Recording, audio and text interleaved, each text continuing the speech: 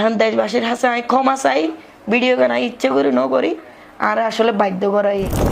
চট্টগ্রামের সেই দুর্ধর্ষ সন্ত্রাসী ছোটো সাজ্জাদ, যিনি ছিলেন চট্টগ্রাম শহরের ত্রাস, ঘুম খুন টেন্ডারবাজি দখলদারিত্ব থেকে শুরু করে প্রতিটা পরতে পরতে রয়েছে যার আধিপত্য, সেই ছোটো সাজ্জাদকে যখন ঢাকা থেকে গ্রেপ্তার করা হয় তারপরই আলোচনায় আসে তার স্ত্রী তামান্না।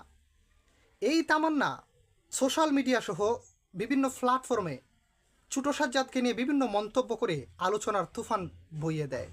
ছোটো সাজ্জাদ যখন গ্রেপ্তার হওয়ার পরপরই এই তামান্না লাইভে এসে সে এক প্রকার প্রশাসনকে চ্যালেঞ্জের মুখে ফেলে দেয়।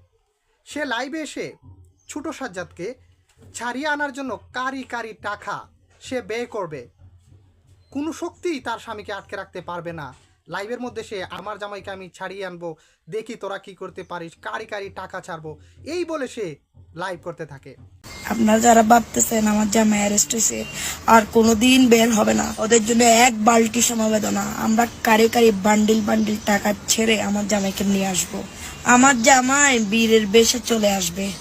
কিন্তু প্রশ্ন হচ্ছে, যাই হোক ছোটো সাজ্জাদ জামিন পাওয়ার কথা থাকলেও যদিও কোনো উপায়ে বিভিন্ন কারি কারি টাকা দিয়ে ছোটো সাজ্জাদকে যদিও ছাড়িয়ে আনা যেত, কিন্তু সেটা সম্ভব হয়ে উঠতো না এই ছোটো সাজ্জাদের স্ত্রীর লাইভ করার কারণে।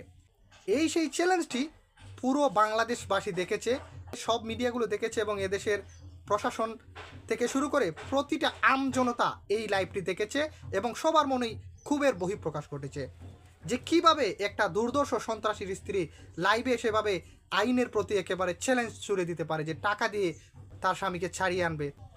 সে আইনকে টাকা দিয়ে কেনার চ্যালেঞ্জ করছে। তারপরে এখানে দেখুন, যখন সে তার লাইভ করার পর বুঝতে পারলো যে না পরিস্থিতিটা একেবারে গুলাটে হয়ে গেছে, তার এভাবে হুট করে গরম মেজাজ দেখে লাইভটা করা ঠিক হয়নি, যার কারণে সে কি করলো, দেখলো যে তার স্বামীকে ছাড়িয়ে আনা আর সম্ভব হচ্ছে না। তখন কি করলো সে, এই চট্টগ্রামের বিতর্কিত টিভি চ্যানেল C+ টিভি, যেটার মধ্যে অনেক বিতর্ক রয়েছে, সেই টিভিটাকে সে ভাড়া করলো কিনা জানি না, বাট সেই টিভির মাধ্যমে সে আবার কি করলো, প্রকাশ্যে ক্ষমা চাওয়ার চেষ্টা করলো। সে বলল যে আমার ভুল হয়েছে, এভাবে আমার বলাটা উচিত হয়নি, এই মিডিয়াতে সে এটা বলল। কিন্তু বিষয়টা হচ্ছে এই যে ছোটো সাজ্জাদের স্ত্রী, সে খুব আহমিকা দেখাচ্ছে, খুব গরিমা দেখাচ্ছে, কিন্তু আমরা যখন দেখলাম ছোটো সাজ্জাদকে গ্রেপ্তার করা হচ্ছিল ঠিক সেই মুহূর্তে তামান্না ধীরে ধীরে সেই স্থান থেকে সটকে পড়ে। তখন ছোটো সাজ্জাদ এই তামান্না বলে অনেক চিৎকার চেঁচামেচি করার পরও সেই তামান্নার কোনো রিপ্লাই নেই।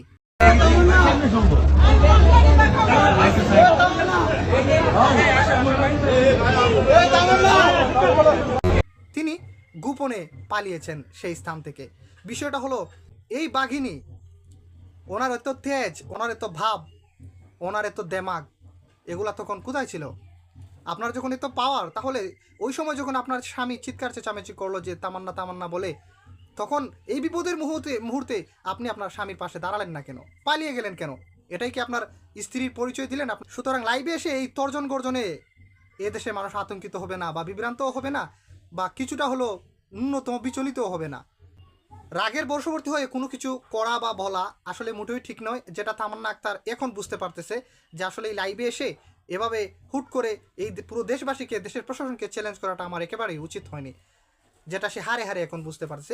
দর্শক, এখন তামান্না তার স্বামীকে জেল থেকে ছাড়িয়ে আনবে তো দূরের কথা, এখন তার স্বামীর উপর যে রিমান্ড চলছে সেই রিমান্ড থেকেই তামান্না তার স্বামীকে বাঁচিয়ে রাখতে পারে কিনা সেটাই এখন দেখার বিষয়।